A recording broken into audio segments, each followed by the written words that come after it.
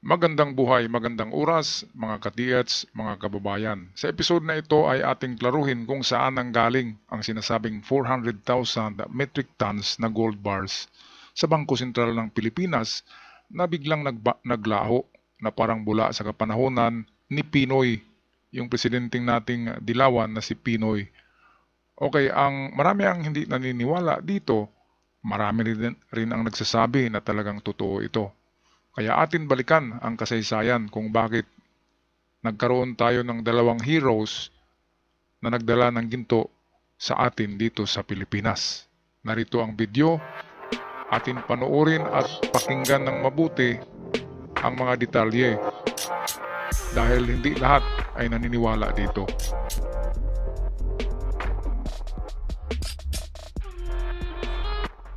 Liwas sa pagkakaalam ng marami, si Jose Rizal ay hindi namatay sa Bagumbayan.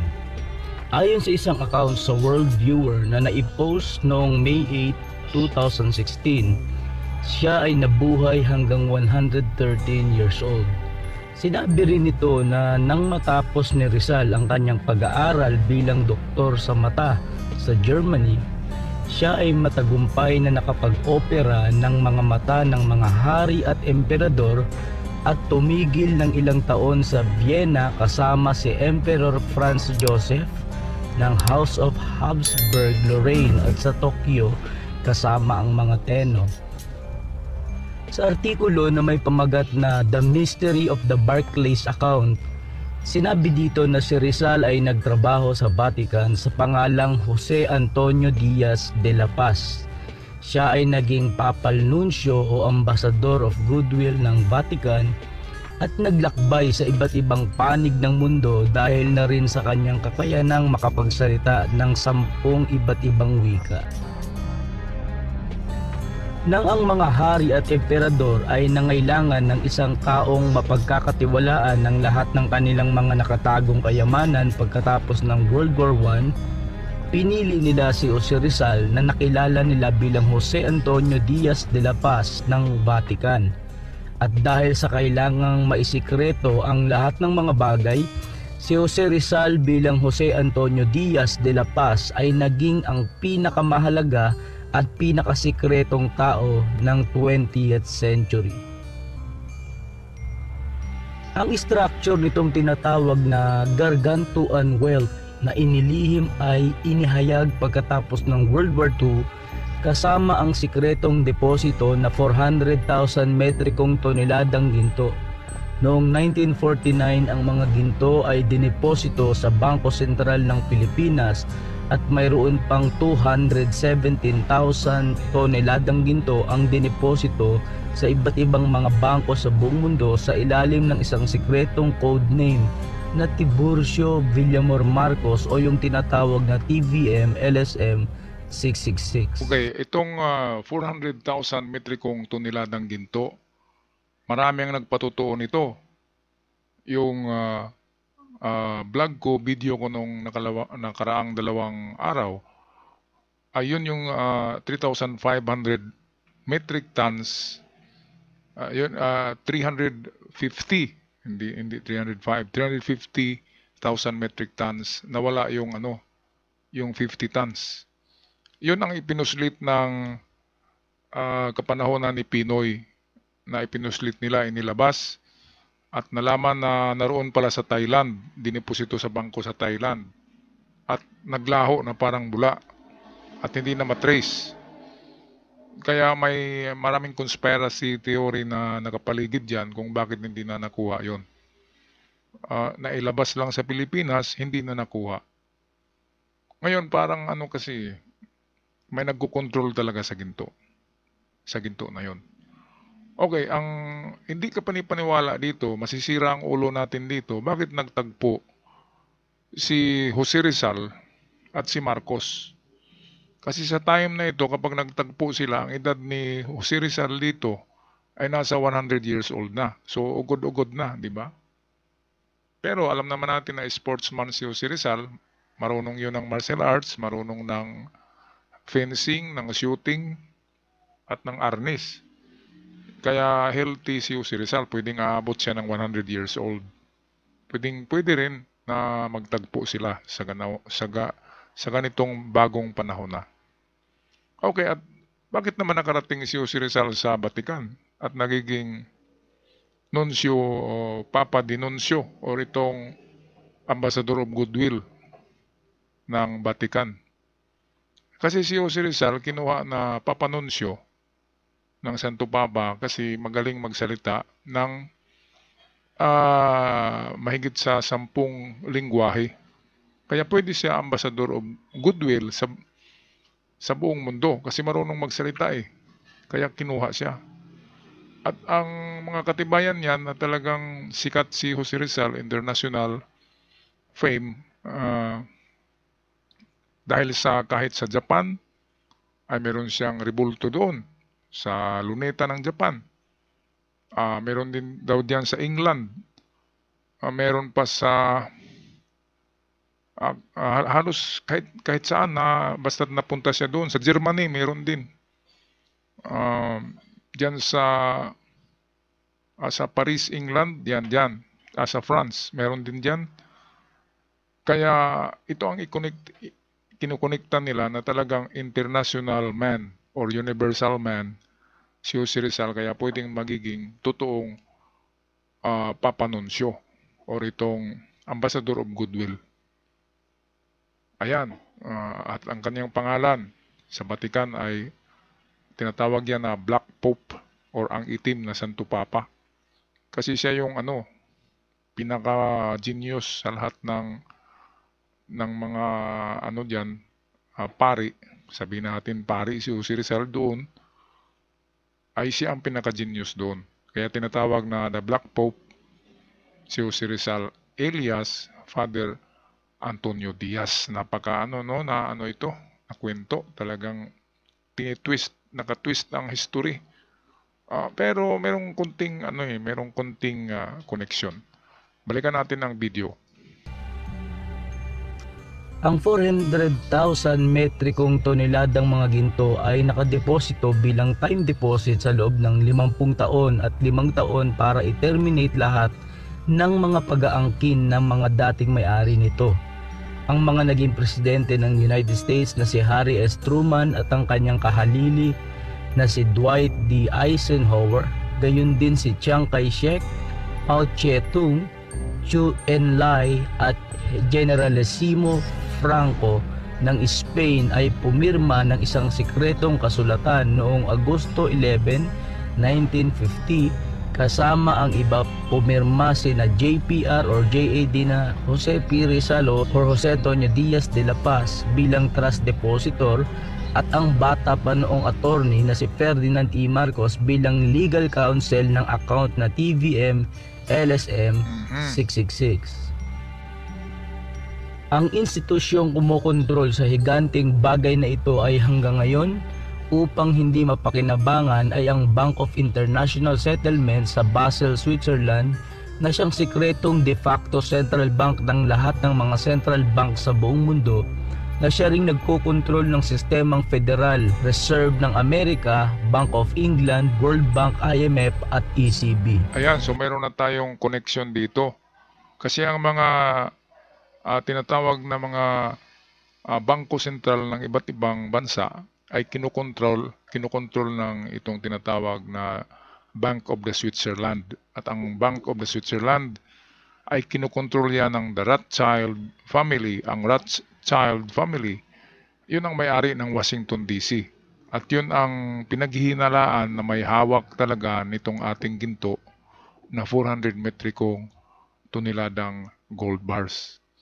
Kasi sila talagang nagkontrol ng lahat ng banking and financing sa buong mundo, ang Rothschild family. Hindi lang natin yan narinig. Ang palaging narinig natin ay Bank of Switzerland. Pero ang may-ari niyan at nagkukontrol lahat ng mga central bank of the nations. Lahat ng central bank, kahit ang Bangko Sentral ng Pilipinas ay kontrolado pa rin yan ng Rothschild Corporation ng Washington DC. Sila ay originally coming from England, ang pamilya na ito. Okay, kahit nga Amerika ay may utang sa kanila eh. Kaya nga binigay ang Washington DC ang tanging estado na hindi kontrolado ng Amerika. Yan ang US corporation, iba sa USA. Ang USA ay ang estado. Ang US ay corporation na pagmamayari ng mga Rothschild. Pati na yung lahat ng mga bangko diyan na malalaki, kontrolado. Kaya ang mga ginto, kontrolado ng isang pamilya lang. Kaya yan ang kwento kung bakit nawawala yung mga ginto na yan. Merong nagkukontrol ng sistemang Federal Reserve at yan ay nasa Amerika. Ang Bank of England, World Bank, IMF at iba pang banking and financing sa buong mundo ay kontrolado ng isang tao. Yun yung binanggit ko na the Rothschild family of Washington, D.C. Okay, tapusin na natin ang video. Ang trust account na C1, C2, C19, C21 ay binuksan para sa TVM LSM 666 ay special code name na Jose Bautista Cruzen sa Barclays Bank sa London bilang bayad sa pagsasauli ng Philippine Victory Money. Sa katotohanan, si JPR or JAD Jose P. Rizal Jose Antonio Diaz de la Paz ang pumirma nito sa bangko bilang Jose Bautista Cruzen at gayon din sa US Treasury para sa pera ng Pilipinas. Ang mga salapi ay orihinal na naimprenta bilang Commonwealth of the Philippines peso noong 1934-1936 sa Bureau of Printing and Engraving sa Washington, D.C. na siyang naging victory notes bilang kapalit sa 2 pesos equals $1. Grabe no, ang ating peso noon ay 2 pesos equals $1. So $1 lang ang ang pagitan, ang diferensya. So 2 peso, $1 ngayon, 57 pesos equals $1. Grabe no? Kaya sa panahon ni Marcos, ang ganda ng natin, ng pamumuhay. Itong narinig lang natin na kung ano-ano about martial law. Kung wala ang martial law ay matagal na tayong nagiging komunista. At sinisiraan lang talaga ang mga Marcos kasi kung tingnan natin dito, 2 peso equals $1. Saan pa kayo hahanap niyan, mga kababayan, di ba? Hindi magaling ang presidente at hindi kurakot. Itong mga dilawan kasi ay matagal na yan naglalaway sa kapangyarihan. Kaya nang makakita sila ng butas noon ay yung buong dilawan ay nag-raise ng funds na multimilyon para pambili ng mga taong sasama sa revolusyon at mag-gather ng ang dami-daming binayaran doon. Ang dinig ko ay 500 pesos bawat isa noong 1986. Kahit mga standby naroon, kahit sinong mga bata ay naroon, binabayaran para lamang dadami at kapanipaniwala ang revolusyon na yun. Pero actually, walang kakwenta-kwenta ang revolusyon na yun. Walang nangyayari. Ang 2 peso equals $1 sa panahon ng 1986, noong matalsik si Marcos, ang dollar ay 19 pesos pa, equals $1. 19 pa, ibig sabihin, magaling talaga na magdala ng ekonomiya yung dating Marcos. Ako, neutral lang ako, hindi ako bumuboto. Pero nakikita ko sa lahat ng presidente, ayun lang talaga ang mababa ang balyo ng dolyar. Ibig sabihin, kung nangurakot man, ay konti lang ang kinukurakot. At marami naman siyang proyekto, kahit nangurakot siya, buong Pilipinas, pinapaganda. Kikita naman natin, mga tulay, ang lalaki ng mga tulay. At ang laki ng gastos niyan. Mga government buildings, kahit dito sa Surigao, ang government buildings dito ay panahon pa ni Marcos. Mga tulay, panahon ni Marcos. Hanggang sa mga eskwelahan, marami pa. Kaya hanggang ngayon sinisiraan talaga nila ang mga Marcos. Hanggang sa ngayon. Kasi naglalaway ang mga dilawan. Pasintabi sa mga dilawan na totoo naman. Naglalaway talaga sila, gusto nila kontrolin. Kasi mga oligarch yan eh. Ang mga oligarch, yan ay mga big time businessman ng Metro Manila, ng Pilipinas. At mayroong asosasyon yan.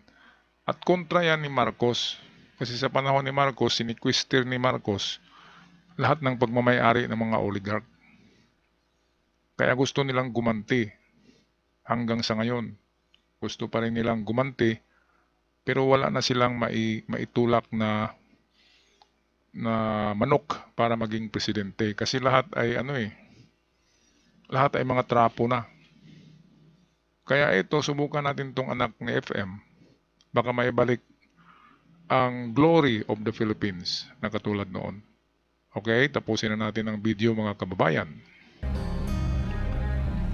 17,000 toneladang ginto ang dineposito ni JPR or JAD Jose P. Rizal Jose Antonio Diaz de la Paz sa Barclays Bank Singapore bilang garantiya para sa pera na biglang ipinatigil noong 1967 noong umupo si Ferdinand E. Marcos na siyang legal counsel ni Giuseppe Rizal Jose Antonio Diaz de la Paz bilang presidente ng Pilipinas.